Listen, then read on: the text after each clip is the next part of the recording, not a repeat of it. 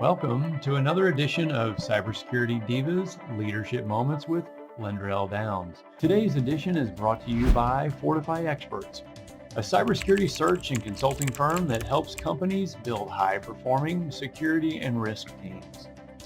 Now here's Lynn. Hello, my name is Lyndrel Downs. I'm with Cybersecurity Divas, and I have Wanda Jones-Heith on the line. Hello, Wanda. Introduce yourself.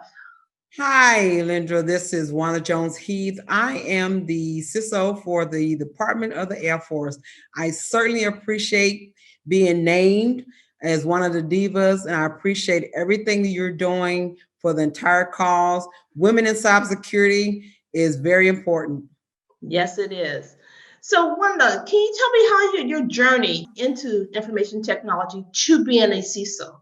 It started over 30 years ago. This year, I'm celebrating 30 years working for the Department of the Air Force. I started as an intern and worked my way all the way up to senior executive service, and now in my current position as CISO. I've took on a lot of different types of positions to gain the skills that I thought that would be necessary for me to move through and get promoted. Different types of MAGCOMs, bases, different types of jobs in and outside of IT that now gets me in the seat that I'm in today.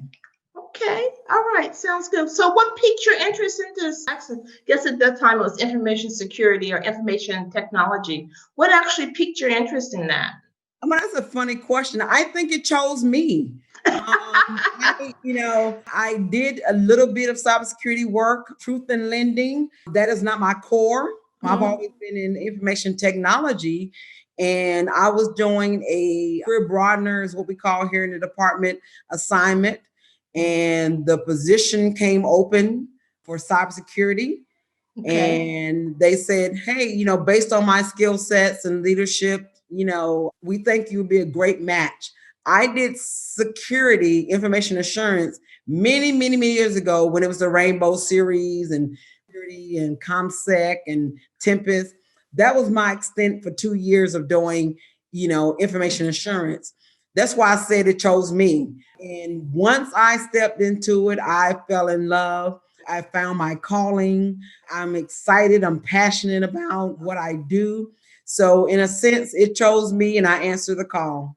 Hey, I understand. Well, I know you said Air Force, okay, and I know you're on the civilian side. Can you explain so some people will understand the difference being on civilian and actually being enrolled in the Air Force or be a part of the Air Force? Yes, I am not what you call an airman or officer, enlisted troop. I am a government civilian.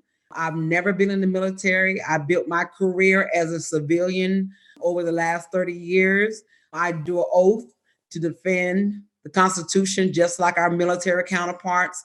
But I'm truly, I wear a different uniform. I wear a business suit and they wear the uniform. Okay, that makes sense, because I know some people just want to know the difference in it.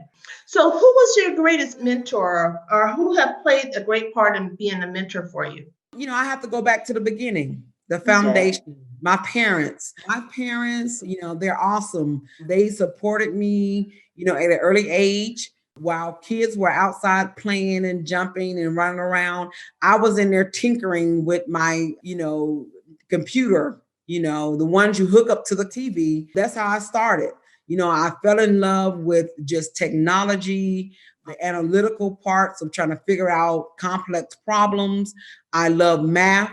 I love sciences. And so they cultivated that and encouraged me to continue in that. I majored in computer science in college. Very hard, curriculum, not too many women. So, they was always the one pushing me to do more than I thought I was capable to do. So the ultimate mentors for me are my parents.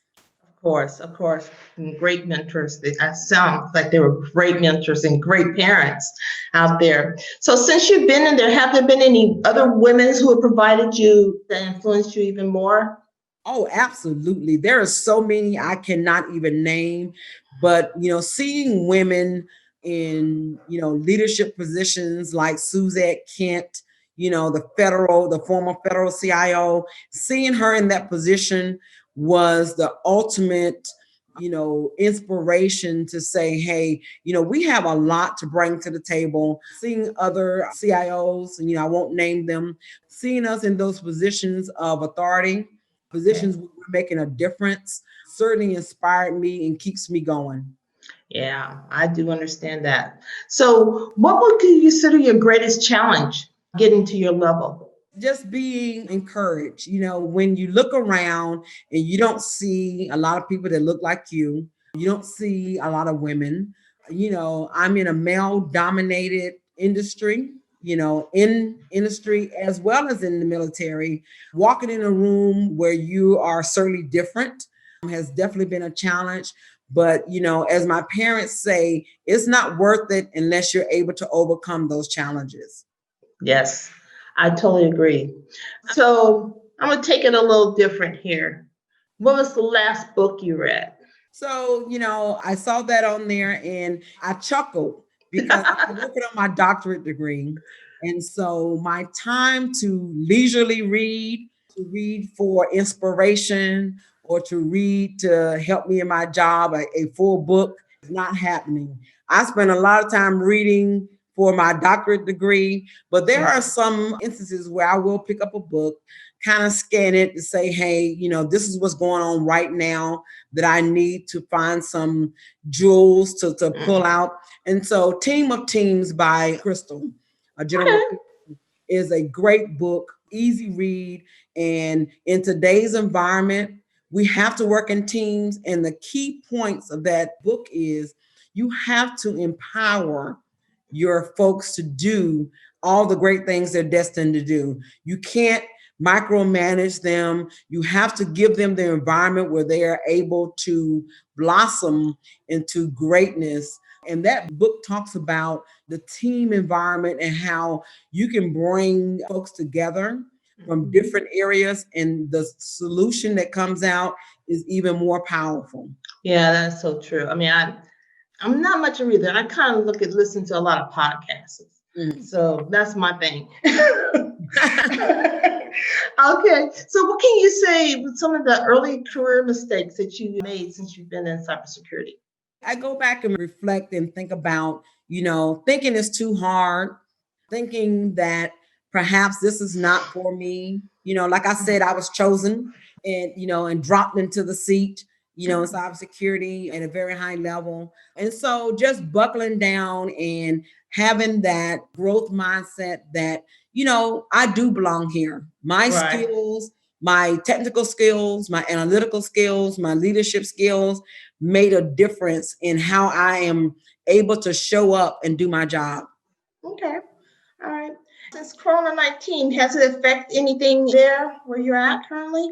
Oh, absolutely. It changed the game. It forced us to think about how do we now continue to do the things that we need to do for the mission while being outside of the base, being outside of the building, having those capabilities where we still can have conversations, bring the team together, collaborate, partner, all of that change. But the great thing about it is, we were able to pivot. We did it quickly. We proved from a technology and cybersecurity standpoint that we were able to do it and do it well. Yes. And so what advice can you give a mid-level security analyst or aspiring diva to become a leader in this world, in this male-dominant world? Jump in. Don't be afraid. Find you a few mentors. I emphasize few because you just can't have people mentor you that's in the same career field you are in. Look for someone who you admire. Find the person or the people who are in the position you want. Look at their background. Do your research. There are so many opportunities. Just jump in head first. Bring all of your skills. Don't be afraid. And then get out there and just do it. All right. Love that. Love it. So what can you say the biggest concern that you have currently in preventing these threats out there in cyber? It's moving so fast. Being proactive instead of reactive. The adversary is not waiting on us. Right. They're moving, they're pivoting, they're testing our skills, testing our tools tested our abilities, and we have to do better when it comes to that. Yes, I totally agree. Could you say the biggest opportunity is to improve the cybersecurity right now? What would you consider like something that we need to do or change to improve the cybersecurity today? I think as a people, we have to find the right skill sets. Because we are automating, we're moving to more of a digital connected ecosystem, and having the right people, the right skills is very important for the Air Force. I mean, we have to do better in recruiting. We need diversity because, having people with different skills, different ways of thinking about complex problems will help us get to the right solution faster. We have to take risk.